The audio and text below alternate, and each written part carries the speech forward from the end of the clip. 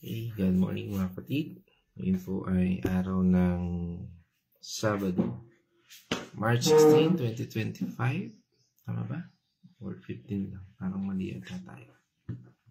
16 or 15? 15. So, 16 na nailagay ko dito.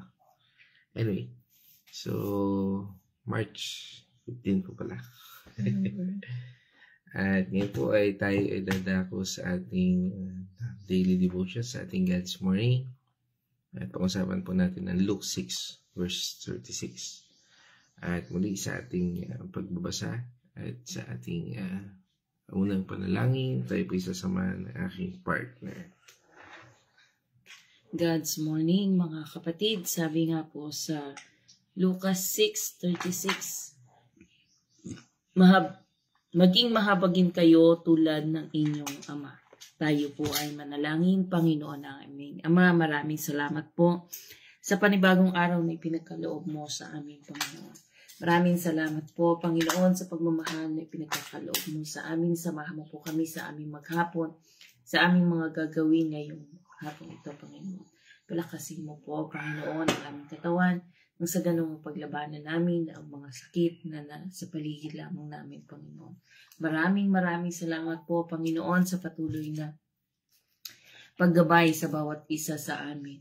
Ganon din po, Panginoon, nilalapit din po namin sa inyo ang mga taong may sakit, Panginoon. Alam po namin ang paghihirap ng kanilang katawan, Panginoon, at alam din po namin na kayo po magpapalakas sa kanila at magpapagaling sa mga nararamdaman nila, Panginoon. Maraming salamat po, Panginoon, sa pagbibigay ng knowledge na pagkakaloob mo sa bawat isa sa amin para po aming mapagtagumpayan ang anumang bagay na darating sa amin, Panginoon. Maraming salamat po. This are pray in Jesus' name. Amen. Amen. So, isang mapagpalang umaga sa ating lahat at sa ating mga kasama naman online ngayong sa oras na ito. Ay naising batiin si Ate Cindy at si Pastora Fe. At ngayon, tayo ay dadako sa talatang ito. At ang sabi nga sa atin nung talata, ng ating binasa mula dito sa Luke 6:36, ay sa Amplified Version naman po. Sabi dito is, be merciful. Sabi nga, it means responsive, compassionate, and tender, just as your Heavenly Father is merciful. So, ang pinatutungkulan po dito ay ang Ama nating Diyos na nasa langit. At sabi nga sa pamagat natin is a heart of compassion. At dito sa talatang ito ay nagpapakita ng isang puso ng may habag at tawa. At dito mula sa ating tinatalakay, mula sa Luke 6:36 ay naglalaman. Ito po ay utos mula sa ating Panginoong Jesucristo. Sabi nga, maging mahabagin kayo tulad ng inyong Ama. Mga kapatid, ang pangungusap na ito ay nagpapahiwatig ng isang pangunahing prinsipyo ng ating pamumuhay bilang isang Kristiyano.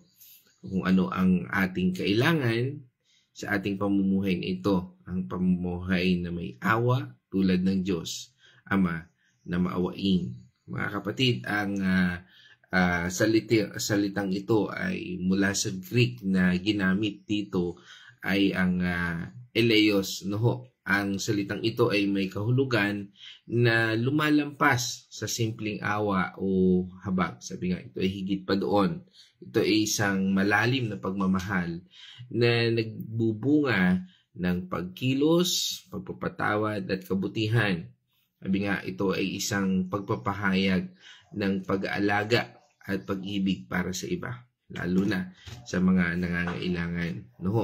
Dito po sa ating talata ngayon sa Luke 6:36, ang ating Panginoong Hesus ay hindi lamang nag-uutos sa atin na magkaroon ng awa, kundi upang magkaroon ng isang puso na puno ng eleos o isang puso na nagmamahal, tumutulong at nagpapatawad at nagpapakita ng kabutihan sa iba.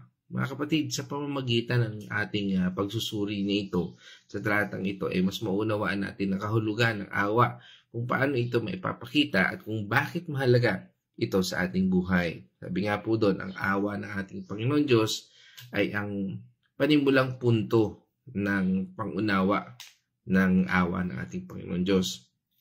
Ang Diyos Ama or ang ating Heavenly Father ay puno ng awa at habag at palagi siyang handang magpatawad at magpakita ng kabutihan sa lahat kahit sa mga hindi karapat-dapat. Sabi nga, for God so loved the world, no, John 3:16, that He gave His only begotten Son, that whoever believes in Him shall not be perished but have eternal life. So, hindi pinili ng Panginoon Diyos doon kung mabuti o masama dahil lahat ay nangangailangan ng kaligtasan. Siya ang tunay na halimbawa ng awa at pagmamahal. Sabi nga po, ang utos na ito ay maging mahabagin. Dito sa talatang ito ay nag-uutos sa atin na tularan ng Diyos sa pagiging mahabagin.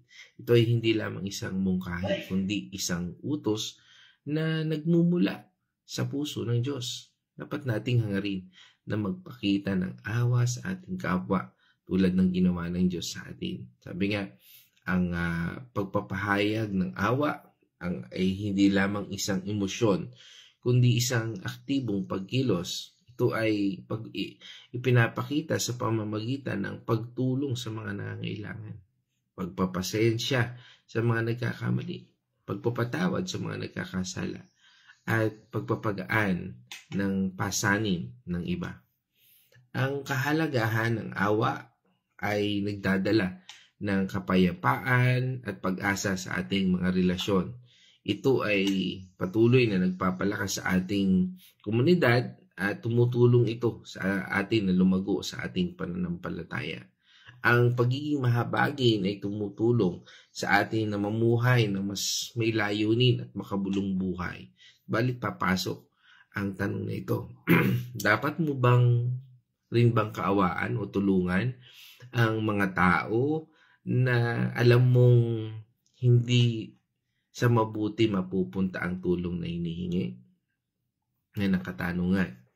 At ito ay isang napakakomplikadong tanong na walang madaling sagot. No? Maaring bigyan natin ito ng ilang punto sa topic natin ito. Dapat nating isaalang-alang. Una, kung ito ay para sa pagtulong, no, ay dapat meron po tayong pagmamahal at pakikiramay. Bilang tao, likas sa atin na magkaroon ng pakikiramay sa mga nangangailangan. Ang pagtulong sa kapwa ay isang malaking bahagi ng pagiging tao. Sabi nga, ito ay nagbibigay ng pag-asa para sa pagbabago. Sabi nga, maaring hindi naman natin alam ang tunay na layunin ng taong humihingi ng tulong. Maaring ito ay isang pagkakataon para sa kanila na magbago at magkaroon ng mas magandang buhay. No? Ang pag-ibig ay hindi naghahanap ng sarili nitong kapakanan. Lagi po natin yan tatandaan. Ang tunay na pag-ibig ay hindi nag-iisip lamang ng para sa kanyang sariling kapakanan o parang sabihin na natin is yung pagiging selfish. No? Kundi kung kaya nating tulungan ang isang tao, bakit hindi natin gawin? No? Pero lagi po nating tandaan, nakakakibat nito, kailangan din po nating mag-ingat. Huwag po tayo maging reckless, no? Sabi nga, tingnan muna natin. Kasi may mga natutulungan tayo kalimitan na parang paulit-ulit na lang, no? Parang nagiging natotolerate na rin natin ang mga tao. For example, may mga kaibigan, kamag-anak tayo na lulong sa bisyo. Sabihin na natin ay drug addict, no? Mga kamag-anak natin, no? Minsan hindi tulong ang naibibigay natin, no? Kalimitan sa mga taong yan, talagang there's a lot of drama, no? Na kinakailangan din nating ma-discern, kinakailangan din nating tulungan sila in a way na kung minsan ay kakaiba, no? Hindi natin kinakailangan silang i-tolerate, no? Kaya nga, dito papasok din ang ating pag-iingat sa pagtulong, no? At ito yung pagpoprotekta sa ating sarili. Mahalaga rin na pangalagaan natin ang ating sarili, ang ating mga mahal sa buhay. Kung nakikita natin na ang tulong na ibibigay natin ay maaaring magdulot ng panganib o pinsala sa atin O sa iba ay maaaring kailangan nating mag-isip muna ng mabuti, no ho, bago natin gawin, ano ho. At kinakailangan din po natin ng pang-unawa sa tunay na sitwasyon. Napakahalaga po nito. Minsan ang mga tao ay hindi sabi nga ay ang mga tao ay pumapasok na ron sa pagkukonsinti o nagkukonsinti na ng kanilang mga kalagayan. Ito po ay hindi tunay na naghahangad ng pagbabago. Ang pagtulong ng walang tunay na pagbabago ay maaaring magdulot ng mas malalim na problema sa hinaharap. Sabi nga, kinabukasan, uutangan ka ulit niyan o kinabukasan, hihingan ka ulit niyan. Hindi na ito nagpapatungkol sa tunay na pagbabago ng isang tao. Sabi nga, ang pagbibigay ng tamang tulong, minsan, ang pinakamagandang tulong ay, sabi nga, ay hindi ang diretsong pagbibigay ng pera o material na bagay. Maaring kailangan ng taong iyon ng counseling, suporta o iba pang uri ng tulong na makatutulong sa kanila na malutas ang kanilang mga problema. Ano nga ba ang dapat nating gawin? Sabi nga, sa mga ganyang sitwasyon, mahalagang mag-isip ng mabuti at manalangin para sa karunungan. Walang madaling sagot at maaaring kailangan din nating magtiwala sa ating intuition o sabi nga ating discernment sa patnubay ng ating Panginoon Diyos. Sabi nga, meron tayong ilang mga mungkahi na pwede natin gawin. Una, ipagdasal ang sitwasyon. Hingin ang patnubay ng Diyos sa paggawa ng tamang desisyon. Ikalawa, mag-isip tayo ng alternatibong paraan ng pagtulong. Maari kang magbigay ng tulong sa ibang paraan na hindi magdudulot ng panganib sa iyo o sa kapwa natin. Tatlo, makipag-usap tayo sa mga taong mapagkakatiwalaan. Humingi tayo ng payo sa mga taong mapagkakatiwalaan natin. No? At sabi nga, sa huli ang ating desisyon ay dapat nakabatay sa pagmamahal at pag-unawa at karunungan. Mga kapatid, sabi nga rin sa atin ng Matthew 5 verse 7 ng ating Panginoong Jesucristo. Ito ay nagpapaalala sa atin ng ang awa ay isang katangian na nagdudulot ng kaligayahan. Huwayan po natin ito. Mapalad ang mga mahabagin sapagkat kahabagan sila ng Diyos. Kaya nga po, ito ay patuloy sa atin na paano nga ba tayo nahahabag? Pag tinulungan ba natin ang tao, pwede ba siyang malugmok lalo? No? Katulad nun, pag ang tinulungan natin ay addict, binigyan natin ng pera, pambibili lang niya ng drugs yan. Hindi yun nakakatulong sa kanya. No? At kaya nga po, napakahalaga po na dapat alam natin ang sitwasyon. No? At mahalaga na mapakinggan natin ang ano nga ba talaga. No? Sabi nga may mga kwento ko minsan, alam naman natin na hindi totoo. Hindi natin dapat i-tolerate. No? Dapat po natin tulungan ang mga tao sa pamamagitan ng tamang pagtulong. No?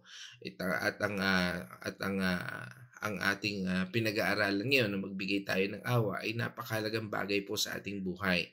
Ito po ay kailangan po natin ng bawat isa na maging concerned po tayo lalo na sa ating mga kapatid na nangangailangan ng tulong. Sabi nga ng Ephesians 4 verse 32 o mga taga-Efeso 4 verse 32.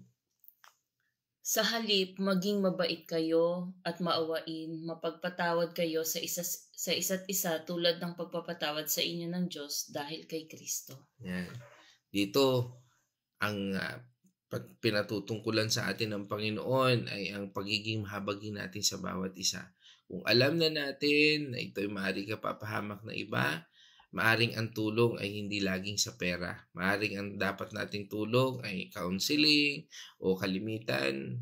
Minsan nakakatulong din yung pagtanggi, lalo na nga sa nasasabi natin sa mga drug addict, na ating nakakahalubilo, At sabi nga minsan ay tayo ay ingat, Sabi nga ingat tayo. Hindi lahat ng pagtulong ay pera ang sagot, Minsan kailangan nating ipanalangin, kailangan din natin minsan na gamitin minsan ng mga bagay na kakaiba, Minsan kinakailangan natin kausapin, kinakailangan natin pakinggan, kinakailangan din nating ipaunawa sa kanila na mali ang kanilang ginagawa. At sa bagay nito, ito po ay sabi nga ang ating pagmamahal o pagiging maawain ay nagpapatunay ng pagiging mahabagin, no? Ay napakahalaga po sa ating buhay bilang isang Kristiyano. At kailangan po nating magkaisa sa pamamagitan po ng pag-ibig. At sabi nga sa atin ng Colossians 3 verse 12 hanggang 13. Kaya nga dahil kayo hinirang ng Diyos, minahal niya at pinili para sa Kanya, dapat kayong maging mahabagin, mabait, mapagkumbaba, mahinahon at mapagtiis. 13. Magpasensya kayo sa isa't isa. Magpatawad kayo kung may hinanakit kayo kanino man. Magpatawad kayo gaya ng pagpatawad ninyo sa inyo ng Panginoon. Amen. Napakahalaga ng bagay nito. Maging mahinahon, mabait, at mapagpatawad. Tandaan natin na lahat ng tao may karapatang magbago. At naniniwala tayo doon. Pero kailangan din natin muna suriin ang sitwasyon.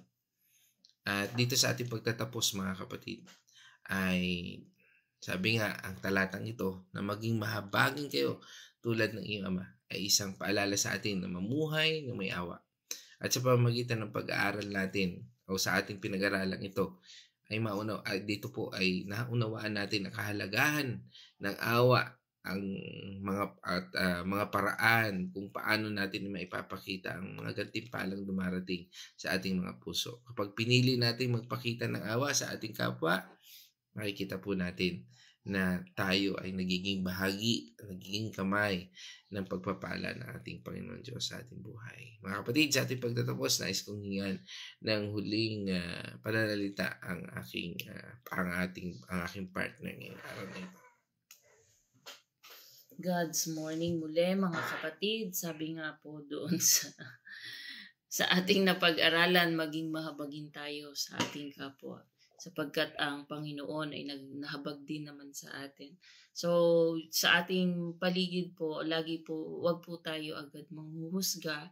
Kung lagi po nating ilagay ang sarili natin sa sitwasyon, kung tayo kaya ang nasa ganun sitwasyon, ano kaya ang magandang gawin, ano kaya ang response na gagawin natin sa mga taong humihingi ng tulong. Kagaya po ng mga nabanggit kanina tungkol dun sa mga taong sinisira ang kanilang katawan sa pamamagitan ng drugs. Kung ang mga taong yun po ay lumalapit sa atin at hihingi ng pera para sa kanilang bisyo, maging maingat po tayo sa pagbibigay sa kanila. Ang kailangan po nila ay ang maipaliwanag sa kanila na hindi tama yung mga ginagawa nila. Humingi rin po tayo ng patnubay sa ating Panginoon kung nasa ganun tayong sitwasyon, kung paano natin gagawin o papakahirapan ng taong humihingi ng tulong, pero ibisyo naman ang gagawin. So lagi rin po tayo maging lumapit sa ating Panginoon, lagi nating isangguni sa ating Panginoon ang mga gagawin nating hakbang, lalo na sa mga taong ito, sapagkat ang mga taong ito ang mas nangangailangan, mas kahabag-habag compare sa atin kasi naliligaw sila ng landas. Kagaya nga po ng yung prodigal son, kagaya ng prodigal son, siguro babalik sila sa ating Panginoon kapag walang-wala na talaga sila na makukuha. Pero kung may makukuha pa rin sila sa ibang tao na pambisyo nila, hindi pa rin sila titigil. Ang magagawa lang po natin doon ay patuloy po tayong manalangin na talagang ang Lord ang hihipo sa bawat isa sa kanila. So, yun lamang po. Maraming salamat po sa lahat. Amen. Purihin natin, Panginoon Diyos. Na natin, lagi sinasabi ng Panginoon, apart from me, you can do nothing. Hanggat wala ang Panginoon Jesucristo sa buhay natin, wala tayong magagawa. At katulad ng ating pinag-aralan natin, a heart of compassion, kailangan natin si Kristo upang siya mismo ang umiral sa ating buhay, sa ating isip, sa ating buhay na ito. Again, mga kapatid, nais ko namang i-acknowledge ang ating mga partners online. At kanina nauna ko nang banggitin si Ate Cindy, si Pastora Fe, na natin kasama. Salamat sa mga pagbati ng God's morning sa ating lahat. Yan. Kasama rin natin si Nay Edna Arosena, si Nay Winnie Patual ng Villa Escudero. Yan. At ang aking nanay na maganda mula Santa Rosa, Laguna. Yan. Si Corazon Mercado. Sama rin natin si Marife Patual, no? Ay pagbati pala ni Nay Winnie sa Patual family, kay Marife, kay Lorena, yan. Sabi nga na aking nanay, salamat Panginoon sa iyong pag-iingat sa aming lahat. Amen. At si Gilbert kasama rin natin, no? Aming foreman, God's morning po. Yan. At siyempre kasama rin natin si Kuya Chris Artiliaga. God's morning po, Kuya Chris. Yan. At si Mami Remedios Biray, no? Kumusta na po si Mami Sally? No po, patuloy nating yan, Gabriel Fatual, dalangin, ingatan po lagi. Yan. God's morning, yan. Micaela, Aliyah, dalangin family, Rafael, no? Pagbati rin ni Nay Winnie kay Avi, no? Kasama natin si Pastora Fe, kay Malu, kay Michelle, at kay Mark, no? De Los Santos family, Andal family. Yan. At pagbati rin ni Nay Winnie kay Pastora Belma, Pastor Eds. Yan, salamat Pastor Nay Winnie sa pagbati mo parati sa aking mga anak, kay Casey at kay Kyle. Yan. Glory to God. Sabi ni yan, pagbati ulit na Winnie kay Nay Gloria Benaluz, Joseph Capos, Rosario Capos, Ray Neboy Capos. Yan. At pagbati rin natin kay Julius, kay Anthony Artiliaga, kay Ian. Yan. Kay Mape at Alendrino family. Yan. At that's all mga kapatid. Ito, sabi ni Nay Winnie, salamat Panginoon sa pagbaba ng sugar ni Maripe Patual. Praise God. Tayo po ay manalangin. Ano po? Let's all pray. Maraming Diyos na makapangyarihan, kami po ay nagpapasalamat sa araw na ito. At sa iyong pagbibigay ng mensahe, sa pagbibigay ng awa, O Lord, a heart of compassion. Lord, ito po ay hindi madaling gawin, subalit kami po ay lumalapit sa iyo. Pagkalooban mo kami ng kalakasan upang magawa namin ang iyong iniuutos. Kami po, Panginoon, ay dumadalangin ng kalakasan ito na patuloy na ipagkaloob mo sa amin ang utos na ito na magbigay sa amin, Panginoon, ng conviction upang magawa namin ito. Patuloy din namin idinadalangin aming mga kapatid na may karamdaman, kay Maripe, kay Mami Sally Biray, O Lord, patuloy na dalangin namin, Panginoon, ang kagalingan, total healing, O Lord, sa buhay nila. Maraming salamat at sa lahat ng may mga karamdaman, Panginoon, dinadalangin namin, Panginoon, kay Kuya Chris, O Lord, kay Nanay Consuelo, Lord, ang aming patuloy na dalangin ay kalakasan, ganun din kay Pastora Pe, Panginoon, madalas ay sumasakit ang ulo, Lord, ay patuloy na kami ay nagpapasalamat sa kagalingang ilalapat mo sa bawat isa. Muli, Panginoon, sa araw na ito, bigyan mo kami, Panginoon, ng kalakasan at higit sa lahat, Panginoon, ay ipakita mo sa amin ang mga dapat naming gawin at dapat naming lakaran.